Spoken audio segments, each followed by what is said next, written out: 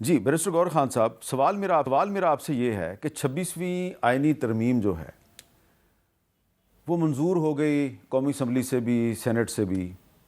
قومی اسمبلی میں آپ کے کچھ لوگ نہیں آئے، سینٹ میں آپ کے کچھ لوگ ہمیں نظر نہیں آئے، ان کو آپ نے شو کاز نوٹسز دیے۔ ابھی تک یہ نہیں پتا کہ وہ شو کاز نوٹسز جو ہیں اس کا جواب انہوں نے دے دیا تو اس پہ فیصلہ کیا ہوا۔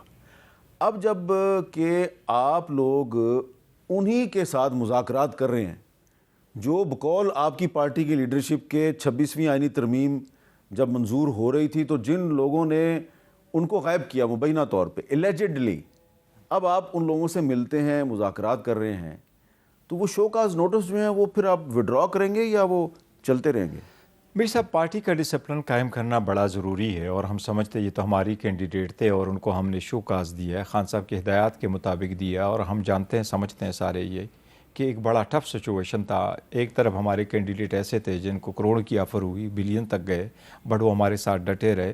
کچھ لوگ ایسے تھے جس پہ مختلف قسم کے انہوں نے حربے استعمال کیے، خاص کر پنجاب میں ایسا ہوا، اور پنجاب کے لوگ بڑی بھی خان صاحب کے ساتھ لائل رہے اور اس کی لیڈرشپ نے بڑی قربانی دی ہے، کروڑوں کے آفر ٹکرائیں۔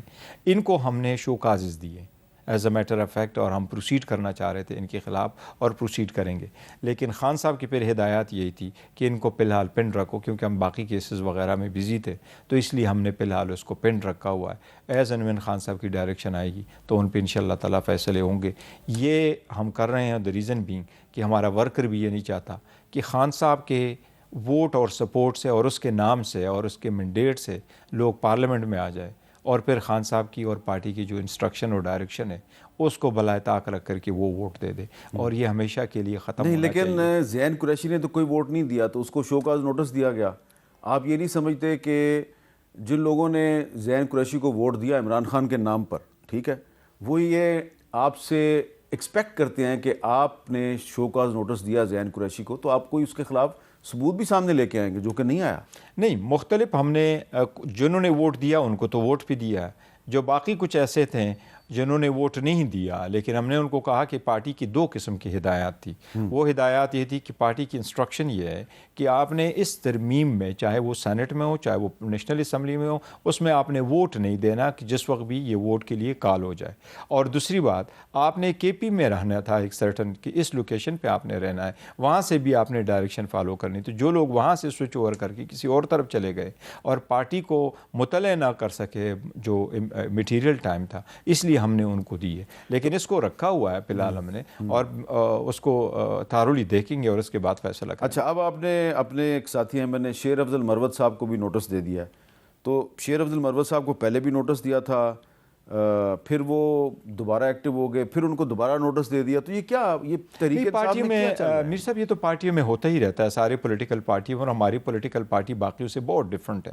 ہم کوئی کنگ پارٹی ڈکٹیٹوریل نہیں ہے، ہماری بڑی ساری کمیٹیز بنی ہیں، اور it's one and the only political party Mir صاحب جس میں ہر ایک بندہ اور ہر ایک ورکر اور ہر ایک آفس بیئرر، ہر مینیجر جو ہے وہ پورے کی پورے ڈیسیجن میکنگ پروسیس میں شامل ہوتا ہے۔ وہ اپنی بات کرتا ہے، پھر ڈیسیجن ہے، پھر ووٹنگ ہے، اور وہ فیصلہ اسی لیے لیا جاتا ہے، پھر خان صاحب کو ہم بتاتے ہیں۔ تو اس لیے ہر کسی کے لیے تو یہ پابند ہے، لازم ہے کہ آپ پارٹی کی جو ڈسپلن ہے دا منیمم، اس کے رولز کے آپ پابندی کریں۔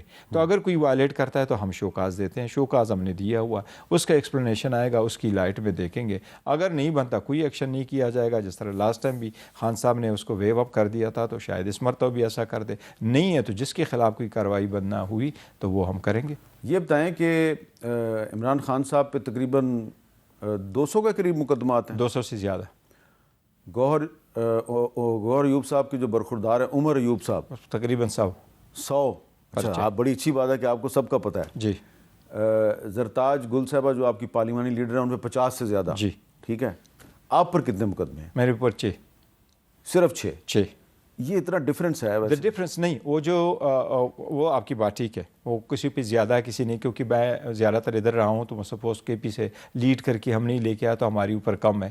ابھی 3 پرچے بنے اور 3 پرچے پہلے تھے، سپریم کورٹ کا بنا تھا، یہاں کے جو پروٹیسٹ ایک مجھے یاد ہے کہ کوئی 1.5-2 سال پہلے آپ کے جو اسلام آباد گھر میں ریڈ ہوئی تھی اور انہوں نے بڑی 1 سال پہلے، ہاں 1 سال پہلے، جی جی، نہیں وہ تو میرے گھر میں ریڈ ہو گئی تھی، وہ 13 جنوری کو جس دن ہم سے وہ بلا لیا گیا تھا، یہ اس وقت کی ہے، اس کا تو ہم نے پرچہ نہیں کٹوایا تھا۔ لیکن یہ میں نے سوال آپ سے اس لیے کیا کہ کیونکہ بڑی پارٹی ہے تحریک انصاف, جی بالکل بڑی تو اس کے اندر کچھ آپ کے کرٹکس بھی ہیں.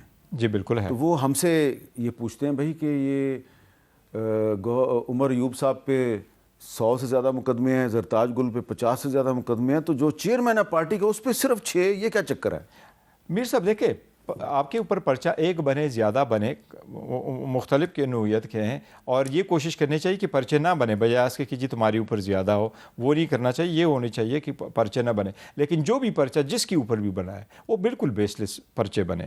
کسی کو جیسا بھی ہے صرف نام ایڈ کیا ہوا ہے, اور میں نہیں کہہ سکتا کہ یہ تو وہ پرچے ہیں جس میں میں بائی نیم ہوں. کچھ ایسے بھی پرچے ہوں گے جس میں بائی نیم نہیں ہو کہ انہوں نے قیادت کو ڈالا ہوا, ہر چیز میں بالا قیادت نے یہ کہا, قیادت نے یہ کیا. پولیٹیکل سٹرگل کو روکنے کے لیے تو یہ سارے پرچے ہوئے ہیں.